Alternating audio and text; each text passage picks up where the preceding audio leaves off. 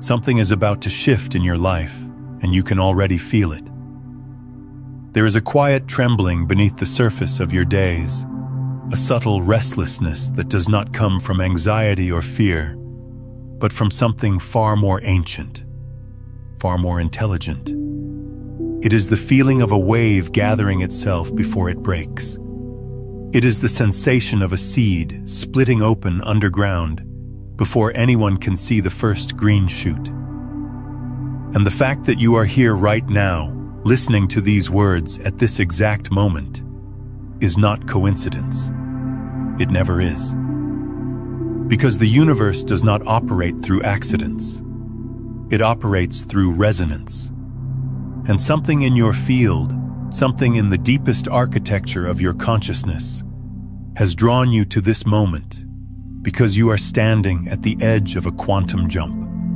Not a metaphorical one. Not a nice idea you can file away and forget. A real, measurable, felt shift in the very fabric of your lived experience. And the new moon that is arriving is the energetic gateway through which that shift wants to move. But here is what most people miss about moments like this. They think the new moon does something to them. They think the cosmos rearranges itself, and they passively receive whatever falls from the sky. They wait. They hope. They set their intentions on a piece of paper and then go back to living the same way they lived yesterday, vibrating at the same frequency, thinking the same thoughts, holding the same tension in the same places in their body. And then they wonder why nothing changes. They wonder why the quantum jump never lands. And the reason is breathtakingly simple, but almost nobody wants to hear it. The new moon does not create your transformation. You create your transformation. The new moon creates the opening. It creates the thinning of the veil between what has been and what is trying to become. It creates a pocket of reduced resistance in the energetic field of collective consciousness. But you are the one who has to step through. You are the one who has to become available to the version of reality that is already calling you forward. And that is exactly what we are going to do together in this experience. Not talk about change, not theorize about possibility, but actually move your consciousness into the frequency where your next life is already waiting. So let everything else fall away for the next while. Let the noise of the day dissolve. Let the to-do list fade into the background. Because what is about to happen here is more important than any task you think is urgent. The urgent things will always be there. But this window, this precise energetic opening, will not. And your deeper self knows this. That is why you pressed play. Let us begin with what a new moon actually is, not from the perspective of astronomy alone, but from the perspective of consciousness. Because when you understand what is really happening during a new moon, you will never approach one casually again. In the physical world, a new moon occurs when the moon positions itself between the Earth and the Sun. The side of the moon that faces us receives no direct sunlight. It goes dark. And from our perspective here on Earth, the moon essentially disappears. Now, most people hear that and think it is simply an astronomical event, a mechanical arrangement of celestial bodies following predictable orbits. And yes, on one level, that is accurate. But here is where it gets interesting. Because quantum physics has shown us something that changes everything about how we understand the relationship between cosmic events and human consciousness. It has shown us that observation and reality are not separate, that the act of perceiving something participates in the creation of that thing. The observer effect is not a fringe theory. It is one of the most well-established findings in modern physics. Particles do not exist in definite states until they are observed. Before observation, they exist in superposition, in a cloud of probability, holding every possible state simultaneously. It is only when consciousness looks, when awareness focuses, that the wave function collapses and one reality crystallizes out of infinite potential. Now hold that understanding and bring it back to the new moon. What happens when the moon goes dark? What happens when the primary reflective body in our night sky, the one that has been associated with the subconscious mind, with emotion, with the inner world of feeling and intuition for thousands of years across every culture on Earth? What happens when that body goes invisible? What happens is that the mirror disappears. The reflection stops. And when the reflection stops, something extraordinary becomes possible. You are no longer looking at a reflection of what has been. You are standing in the void, in the darkness, in the space of pure potential before any wave function has collapsed. The new moon is not an ending. It is the moment before the beginning. It is the quantum field in its most open state, holding every possibility, waiting for the observer, waiting for you to choose which reality to call forward. This is why ancient civilizations treated the new moon with such reverence. Not because they were superstitious, because they understood something about the relationship between darkness and creation that modern culture has almost entirely forgotten. They understood that creation does not begin in the light. Creation begins in the dark. Every seed germinates in darkness. Every child forms in the darkness of the womb. Every genuine transformation in your life began in a period where you could not see what was coming, where the old had dissolved and the new had not yet appeared. The darkness is not the absence of something. It is the presence of everything, undifferentiated, unformed, waiting for the imprint of your consciousness to give it shape. And this particular new moon carries an energy that is unusually potent, because it arrives at a time when the collective field is in a state of tremendous flux. You can feel it in the world around you. Systems that seemed stable are wobbling. Structures that seemed permanent are revealing their fragility. Relationships are being tested. Old identities are crumbling. And while the surface mind interprets all of this as chaos, as something going wrong, the deeper intelligence within you recognizes it for what it actually is. It is the dissolution that precedes reorganization. It is the composting of the old that creates the fertile ground for the new. And if you are someone who has been feeling this dissolution in your own life, if you have been feeling like things are falling apart, or like you are losing your grip on who you thought you were, then hear this clearly. You are not falling apart. You are being composted. You are being returned to your most essential elements so that something truer, something more aligned, something more alive can grow from the soil of who you are becoming. This is the first thing you need to understand about the quantum jump that is available to you right now. It does not happen by adding something to your life. It happens by releasing what no longer belongs. The quantum jump is not about getting more. It is about becoming less. Less of what was never really you. Less of the conditioned identity. Less of the borrowed beliefs. Less of the inherited fears. Less of the stories you have been telling yourself about what is possible and what is not. Because every one of those stories is a collapsed wave function. Every belief you hold is a reality you have already chosen. And as long as you keep choosing the same beliefs, you keep collapsing the same reality, the same patterns, the same limitations, the same version of your life playing on repeat, day after day, year after year.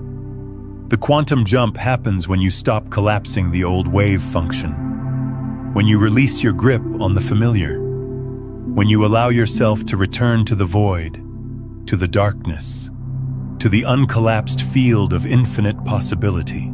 And that is exactly what the new moon is inviting you to do. If this is resonating with something deep inside you right now, take a moment to hit the like button and subscribe to this channel so we can continue walking this path together. But let us go deeper, because understanding this intellectually is not enough. You have probably understood many things intellectually that have not changed your life one bit. The mind can comprehend a truth without the body ever receiving it. And it is the body where reality is actually created. Not in your thoughts, in your field, in the electromagnetic signature that your heart and your nervous system broadcast into the quantum field every single second of every single day. Here is what no one tells you about manifestation, about quantum jumping, about creating a new reality. It is not a mental exercise. It is a somatic event. It happens in the body. It happens in the nervous system. It happens in the felt sense of who you are at the most cellular level. Because your body is not just a physical object moving through space. Your body is a bioelectric antenna. It is constantly transmitting and receiving information from the field around it. The HeartMath Institute has measured this. Your heart generates an electromagnetic field that extends several feet beyond your physical body. And the coherence of that field, the degree to which it is organized and harmonious versus chaotic and fragmented, directly influences what you attract, what you perceive, and what possibilities become available to you. When your field is incoherent, when you are stressed, anxious, living in survival mode, your electromagnetic broadcast is essentially static. It is noise, and the quantum field responds to noise with more noise, more chaos, more of the same patterns that created the stress in the first place. It is a feedback loop. Your internal state creates your external reality, and your external reality reinforces your internal state. This is why so many people feel trapped, not because they lack resources or opportunities, but because their field is locked in a pattern of incoherence that keeps collapsing the same limited reality over and over again. But when your field becomes coherent, when your heart rhythm becomes smooth and organized, when your nervous system drops out of survival and into presence, something remarkable happens. Your electromagnetic broadcast becomes a clear signal, and a clear signal in the quantum field acts like a tuning fork. It begins to attract matching frequencies, matching opportunities, matching people, matching circumstances, not through magic, through physics, through the fundamental principle that coherent systems entrain less coherent systems, that organized energy naturally draws disorganized energy into alignment. This is not metaphor.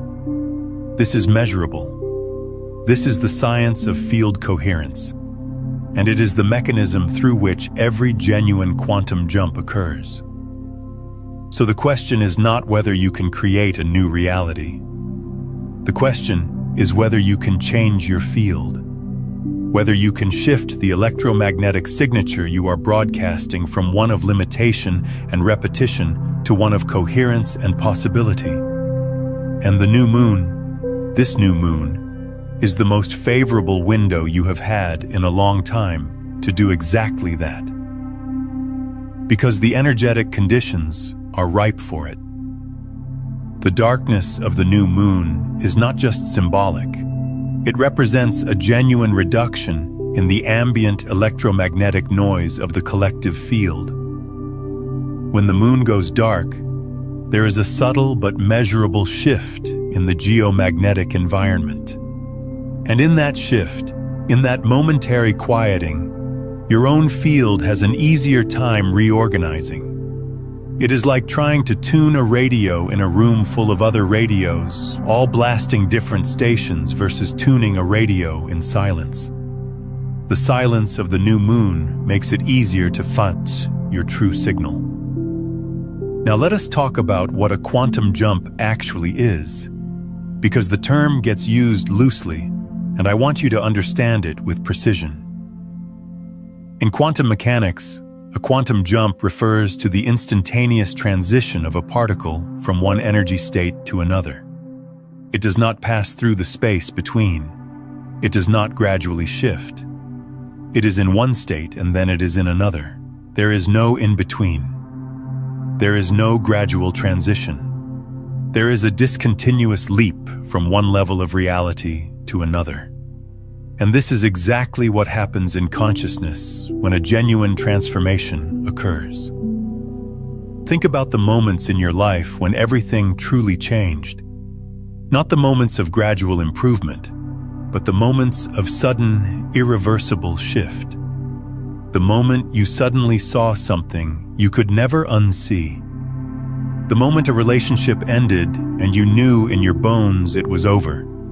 Not because of one event, but because something inside you had jumped to a new level of self-understanding.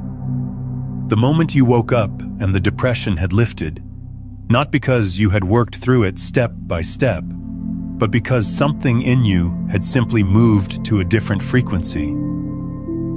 These are quantum jumps, and they do not happen through effort. They happen through alignment. They happen when your internal field reaches a critical threshold of coherence, and suddenly, discontinuously, you snap into a new configuration. I want to pause here and ask you something. Have you ever experienced a moment like that? A sudden shift where everything changed in an instant, and you knew there was no going back? Share that moment in the comments below, even a single sentence, because naming it makes it real, and it reminds you that you already know how to jump. This is what is available to you right now. Not gradual improvement, not incremental progress. A genuine quantum jump, a discontinuous leap into a version of your life that your current mind cannot fully imagine because it exists at a frequency your current mind has not yet accessed. And the reason your current mind cannot imagine it is not because it is impossible. It is because the mind can only project from what it already knows. It can only rearrange the furniture of past experience. It cannot conceive of a room it has never been in. But your deeper intelligence can. Your field can. The part of you that exists beyond the thinking mind. The part that dreams, that intuits, that knows things before the mind catches up. That part of you already has access to the reality you are jumping into. It is already there. It has always been there. The jump is not about going somewhere new. It is about finally arriving where you have always been headed. Let that land for a moment. Breathe into that. The life you are jumping into is not foreign territory. It is home. It is the version of reality that your deepest self has been trying to guide you toward through every synchronicity, every gut feeling, every moment of unexplainable knowing. The quantum jump is not a departure. It is a homecoming. But here is where most people sabotage themselves. And I want to be very honest with you about this because it matters. Most people sabotage the quantum jump not through lack of desire, but through excess of control. They want the jump, but they want to manage every detail of how it happens. They want to know the timeline. They want to know the mechanism. They want to know exactly what the new reality will look like before they agree to release the old one. And this is the one thing that makes the jump impossible. Because a quantum jump, by definition, is discontinuous. It does not follow a linear path. You cannot plan it. You cannot control it. You can only create the conditions for it and then surrender to the intelligence of the field. Think about it this way. When an electron jumps from one orbital to another, it does not submit a travel plan. It does not map out the route. It absorbs enough energy to reach a critical threshold, and then it simply appears in the new orbital. The jump itself is instantaneous and unpredictable in its exact timing. You can know that the conditions are right. You can know that the energy is building, but you cannot force the moment of the leap. You can only be ready for it. And being ready for it means something very specific. It means your field must be in a state of coherent openness. Coherent, meaning organized, clear, aligned. Open, meaning not gripping, not controlling, not trying to force a specific outcome. This is the paradox at the heart of all genuine transformation. You must be simultaneously intentional and surrendered. You must know what you want and be willing to receive it in a form you did not expect. You must hold the vision and release the mechanism. This is not passive. This is the most active thing a human being can do. It requires every ounce of your presence, your courage, and your trust. And trust is the key word here. Because the quantum jump asks you to trust something you cannot see. It asks you to trust the darkness. It asks you to trust the void. It asks you to trust that the dissolution of the old is not destruction, but preparation. And in a culture that worships certainty, that demands proof before belief, that equates the unknown with danger, trusting the void is a radical act. It is perhaps the most radical act of consciousness available to a human being. But this is exactly what the new moon is teaching you.